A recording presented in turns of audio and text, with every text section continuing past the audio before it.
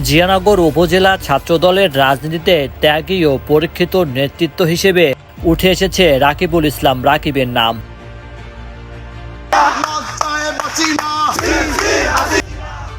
দীর্ঘদিন ফ্যাসিবাদ বিরোধী আন্দোলনে সক্রিয় ভূমিকার কারণে তিনি স্থানীয় রাজনীতিতে পরিচিত মুখে পরিণত হয়েছেন।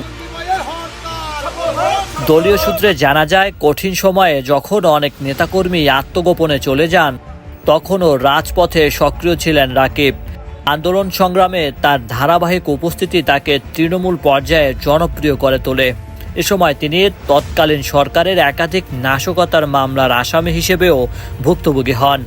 দলের দুঃসময়ে তিনি ভারপ্রাপ্ত আহ্বায়ক হিসেবে দায়িত্ব পালন করেন এবং সংগঠনকে সচল রাখতে গুরুত্বপূর্ণ ভূমিকা রাখেন। ত্যাগ, পরিশ্রম ও নেতৃত্ব গুণের মাধ্যমে তিনি নিজের অবস্থান আরও সুদৃঢ় করেন। তৃণমূল নেতাকর্মীদের দাবি, হামলা মামলার শিকার ও দুঃসময়ের পরীক্ষিত এই নেতা রাকিবুল ইসলাম রাকিবকে উপজেলা ছাত্রদলের সভাপতি করা হলে তার ত্যাগের যথাযথ মূল্যায়ন হবে এবং সংগঠন আরও শক্তিশালী হবে। স্থানীয় রাজনীতিতে এখন তাকে সম্ভাব্য সভাপতি হিসেবে দেখছেন অনেকেই। Raju Sikdar Niloy, Pirojpur online news.